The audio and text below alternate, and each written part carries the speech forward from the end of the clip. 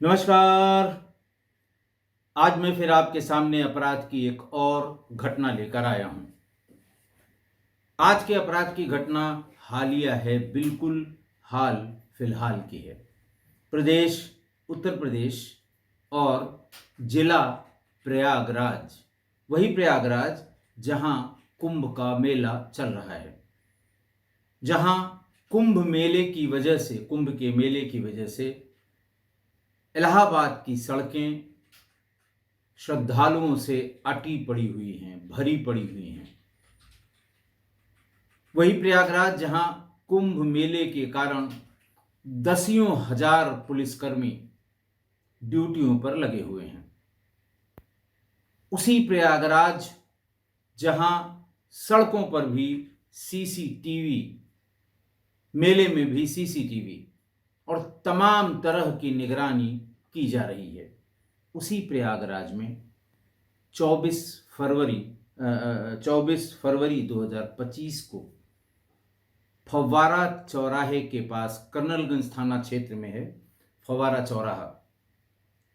चौराहे के पास, एक मोटरसाइकिल सवार बचता बचाता तेजी से अपनी मोटरसाइकिल से भाग रहा था। उसका पीछा काली स्कॉर्पियो सवार 7-8 बदमाशों ने कर रखा था। भीड़ की वजह से कभी मोटरसाइकिल सवार की गति धीमी हो रही थी, कभी स्कॉर्पियो की।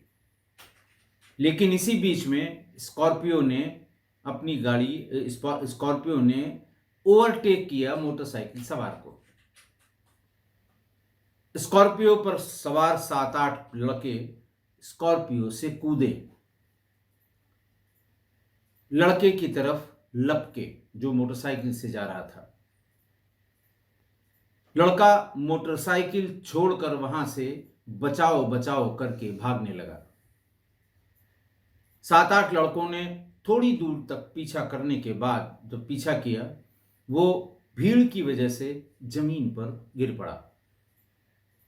उसे घेर कर लात घूंसों से उसको मारना शुरू किया उन 6-7 लोगों ने।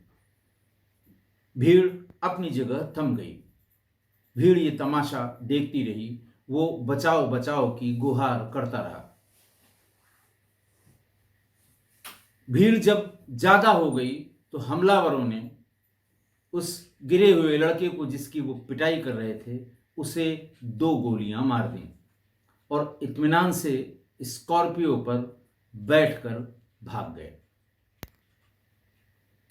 हल्ला हुआ, तुरंत पुलिस मौके पे आई, उसको वहां से हॉस्पिटल ले गई। हॉस्पिटल में वो ब्रॉड डेड यानी मृत घोषित कर दिया गया। तुरंत पता लग गया कि मरने वाला दरअसल है कौन। मरने वाला शुभम यादव है। वो प्रयागराज के यानी इलाहाबाद के एक बड़े पुराने डिग्री कॉलेज, चौधरी महादेव प्रसाद, जिसे सीएमपी डिग्री कॉलेज भी कहते हैं, वहां बीए सेकेंड ईयर का स्टूडेंट है।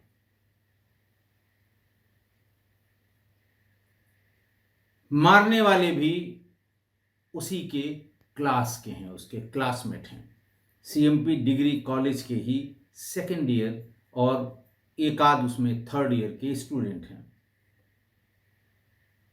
शशांक यादव नवाबगंज के जगदीशपुर का रहने वाला है और तेलियरगंज में एक किराए का कमरा लेकर वहां पढ़ रहा है। उसकी पढ़ाई का मतलब गरीबी का आलम यह है कि वो दिन भर पढ़ाई करता है और रात में यानी शाम को एक शोरूम में बतौर मैनेजर नौकरी भी करता था मृतक, ताकि वो अपनी पढ़ाई लिखाई का खर्चा निकाल सके, घर वालों पर डिपेंडेंट न रहे। हुआ कुछ यूं कि शशांक यादव और तुरंत पहचान हो गई, क्योंकि बहुत ढेर सारे लड़कों को इस प्रकरण की जानकारी थी। पता ये लगा कि शशांक यादव और शुभम उपाध्याय दोनों सीएमपी डिग्री कॉलेज के बीए के सेकेंड ईयर में पढ़ते थे। 2023 में दोनों ने एडमिशन लिया था।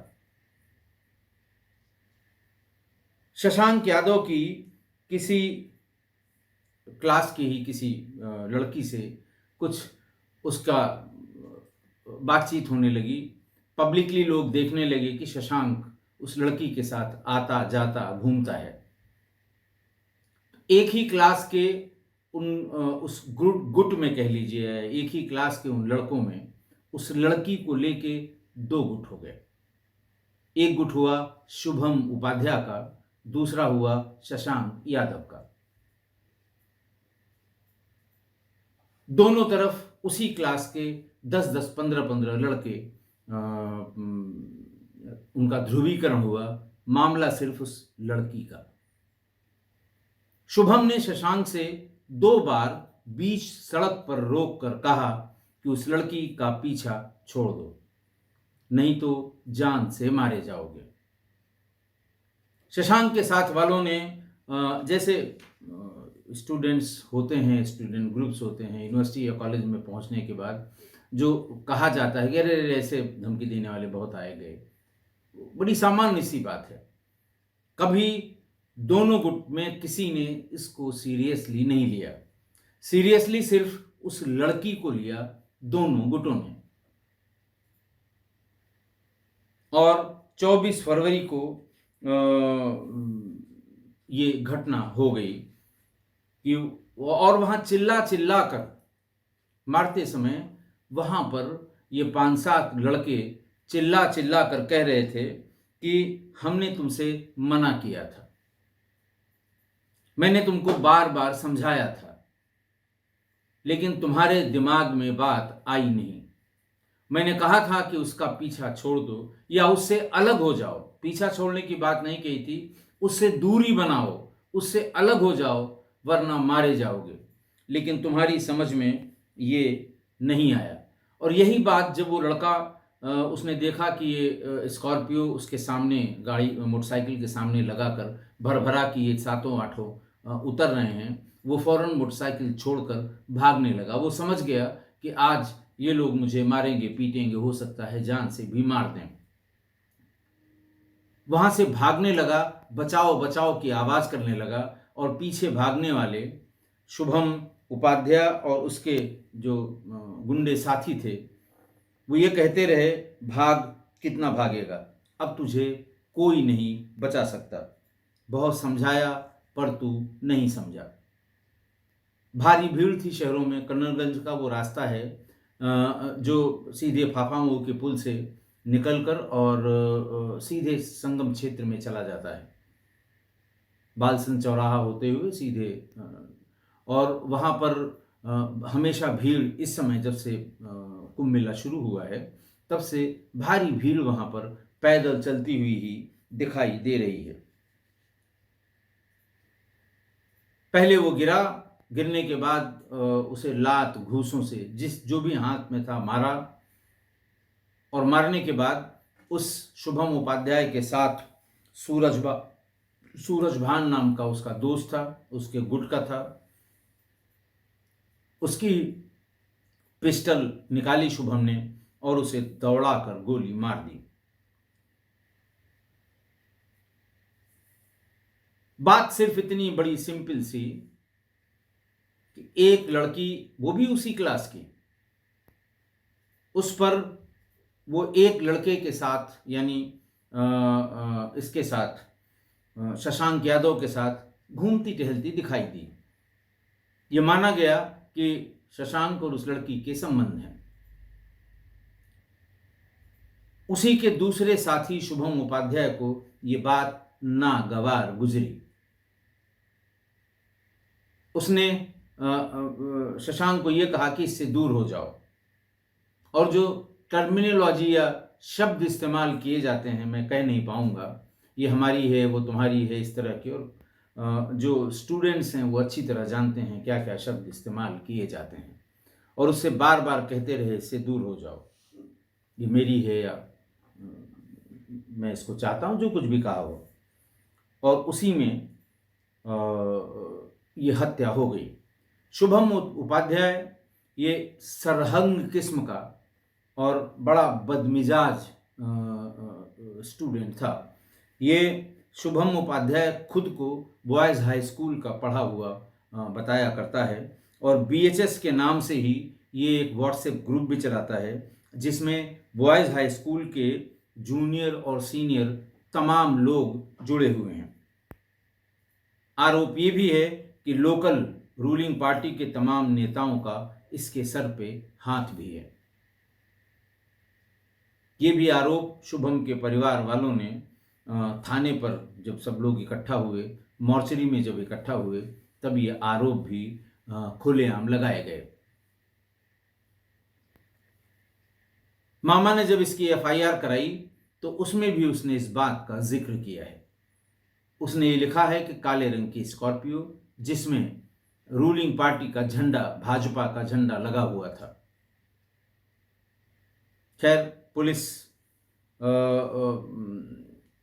के पास नामजद एफआईआर है, सीसीटीवी फुटेज होगी, हर जगह लगे हुए हैं, सब चीज़ें एक एक करके निकल आएंगी कि वास्तव में मौके पर क्या क्या हुआ था।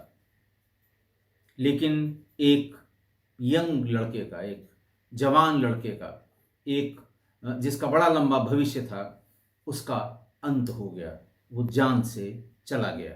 बहरहाल अभी हमलावरों में से किसी की गिरफ्तारी शायद नहीं हो पाई है और उन जो हमलावर थे, इनके दोस्तों और रिश्तेदारों को पुलिस पूछताछ के लिए उठा लाई है बड़ी संख्या में, क्योंकि जिस तरह से ये हत्या हुई है भरी भीड़ में, और इस समय सबसे सुरक्षित जगह अगर मानी जाए, इतनी पुलिस है प्रयागराज में कुंभ मेला को लेके, ऐसे में ये घटना करके और भाग जाना, ये थोड़ा सा पुलिस के गले भी उतर नहीं रहा है। बहरहाल पुलिस प्रयास कर रही है। महाशिवरात्रि का स्नान समाप्त हो गया है, उसके बाद पुलिस भी थोड़ा फ्री होगी और फिर एक एक करके जरूर इनकी गिरफ्तारी होगी, सच्चाई का पता लगाया जाएगा। आज की घटना, एक अनार 100 बीमार, ये कहावत तो आपने सुनी होगी। आशय भी उसका यही है कि एक ऐसी कोई वस्तु है जिसके चाहने वाले 100 लोग हैं। आज के अपराध की इस घटना में एक अनार और 2 बीमार थे। दोनों बीमारों के साथ 10-10, 15-15 और बीमारों की फौज थी। इसीलिए ये एक अनार 100 बीमार की ये कहावत बिल्कुल इस पर सटीक बैठती है। मृतक जो लड़का था शशांक का किसी लड़की से मिलना जुलना होगा, हो सकता है प्रेम प्रसंग भी हो। वो बात क्लास के ही दूसरे लड़के शुभम को रास नहीं आई, क्योंकि कहा यह जाता है कि शुभम भी उस लड़की पर लट्टू हो गया था और उस लड़की के चक्कर में शशांक और शुभम के पीछे 10-10, 15-15 लोग खड़े हो गए। बाकायदा एक गुट बन गया उस लड़की को डील करने के लिए। वो चाहता था कि ये गुट दूर हो जाए, दूसरा गुट चाहता था ये गुट दूर हो जाए और हम इसे लेके आगे चलें, भाग जाएं। भगवान जाने क्या क्या दिमाग में रहा होगा। लेकिन ऐसा नहीं था कि लड़की बड़ी भोली भाली गाय टाइप की थी, ऐसा बिल्कुल नहीं था। यह भी नहीं था कि उसको कुछ पता नहीं कि उसके पीछे पीछे हो क्या रहा है, क्योंकि शशांक को जब जब धमकाया गया था उसने तब तब उस लड़की को यह बात बताई थी कि शुभम या शुभम के लोगों ने यह बात कही है। इसलिए यह कहना कि उसे कुछ नहीं पता था, ये बिल्कुल गलत बात होगी। उसे सब कुछ पता था और उसे ये पता था कि शुभम के लोग या शुभम इसको दूर होने के लिए कह रहे हैं, क्योंकि ज़रूर उसने सब बताया होगा। अगर लड़की सीधी सादी सज्जन, कभी कभी इस सब चक्करों में बेचारी भोली भाली लड़कियां भी फंस जाती हैं, अगर वो शरीफ होती, सज्जन होती, उसे अपनी बदनामी का डर होता, तो वो दोनों से अलग हो जाती,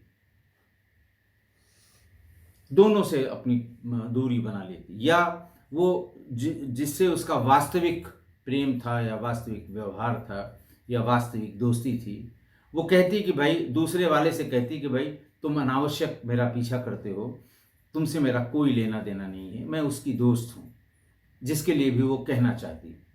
फिर ऐसा नहीं हो सकता था कि वो ज़बरदस्ती पीछे लगता शुभम, पीछे लगता तो फिर और दुनिया भर के तरीके थे ऐसी सिचुएशन से निपटने के लिए। लड़की को उसे अपने घर वालों को बताना चाहिए था, कॉलेज के प्रॉक्टर और प्राचार्य को भी बताना चाहिए था कि साहब इस ऐसा ऐसा है, और 2 लोग 10-10, 15-15 का ग्रुप बनाकर वो एक दूसरे के खून के प्यासे हो रहे हैं। लेकिन तब तो वो ये समझ रही होगी वो बच्ची कि इतने लोग यानी पूरा कॉलेज मेरे पीछे पागल है, और अब तो बॉलीवुड जाने का रास्ता साफ हो गया है। उसने दूर तक नहीं सोचा। वो जैसे होता है ना, एक स्टेटस सिंबल होता है कि किसके पीछे कितने लोग भाग रहे हैं, तब उसके दिमाग में यही रहा होगा। हालांकि देखिए, वो बच्ची है, वो लड़की है, बड़ा उसे भी बहुत, वो भी इसी उम्र की होगी इन दोनों के। मैंने उसका नाम का कहीं जिक्र नहीं किया है, न करूँगा भी कभी उसका। लेकिन ये प्रयागराज है, वहाँ ये घटना हुई है, सारे अखबारों में छपी है, लोकल टीवी चैनल्स पर भी आई है। आप यकीन करिए 2 दिन के भीतर प्रयागराज के सभी डिग्री कॉलेजेस, यूनिवर्सिटीज, सब में उस लड़की का नाम सब बच्चियों को पता लग जाएगा, बिल्कुल पता लग जाएगा। मोबाइल का ज़माना है। सीएमपी के बीए के जिस कक्षा में वो बच्ची और ये दोनों एक दूसरे के खून के प्यासे पढ़ रहे थे, इनके साथ के या उस क्लास के बच्चे जिस स्कूल में हैं, जिस कॉलेज में होंगे, और हो सकता है अब तक उसके नाम का पता भी लग गया हो, और ये भी पता लगा होगा कि उसी के पीछे ये इस तरह का ये मर्डर हुआ है, सरे राह हुआ है, भीड़ के बीच हुआ है, और बहुत, जिसको वो कहते हैं कि बड़ा दुर्दांत तरीके से उस बच्चे को मारा गया है। हर एक को 2 दिन बाद ही ये घटना 24 की है, आप देख लीजिएगा। शिवरात्रि 26 की है, 26 की हुई, 27-28 तक ये सबको हो सकता है। आप जब इसे सुनेंगे तो कमेंट में भी कोई न कोई इस बच्ची का नाम बता दे। अब सोचिए उसके ऊपर क्या बीतेगी, लड़की के ऊपर। उसका कॉलेज जाना दूभर हो जाएगा, उसका रास्ता चलना दूभर हो जाएगा, उसका बाजार में निकलना दूभर हो जाएगा। और ऐसी स्थिति में घर वाले भी और तमाम शुभचिंतक भी, उस परिवार के, लड़की के शुभचिंतक, वो कुछ दिनों के लिए उसे शहर के बाहर किसी रिश्तेदार के यहाँ जाने की सलाह देंगे कि जब तक ये मामला सेटल डाउन नहीं हो जाता तब तक उसे शहर के बाहर कर दीजिए। और होगा भी यही, आप देख लीजिएगा। कोई परिवार ये नहीं चाहेगा कि उसकी लड़की की इस तरह की बदनामी हो कि उसके पीछे किसी लड़के की हत्या हो गई हो। बड़ी दिक्कतें होंगी उस लड़की के साथ। और मैं तो ये कहता हूं कि अगर पहले ही, जब बच्ची को सब बात पता थी, लड़की को सब बात पता थी, तो उसे स्वयं ही दोनों से अलग हो जाना चाहिए था। जो उसे अब करना पड़ रहा है कि शहर से दूर कहीं थोड़े दिन के लिए दूसरी जगह चली जाए, अगर ये तब उसने किया होता तो कम से कम ये हत्या बच जाती। तो अगर इस तरह की सिचुएशन में कोई फंस जाए, पड़ जाए, जानबूझकर ऐसी सिचुएशन पैदा कर दे, या सिचुएशन का मारा हुआ, सिचुएशन की मारी हुई इस चक्रव्यूह में फंस जाए, तो ऐसे में अपने आप को दूर कर लेना सबसे स्वाभाविक और सबसे चतुराई का कदम हो सकता है। वरना इस तरह की दुर्घटना होने में कतई देर नहीं लगेगी। आशा है आप मेरी इस बात से सहमत होंगे। आज के लिए इतना ही। बहुत बहुत धन्यवाद।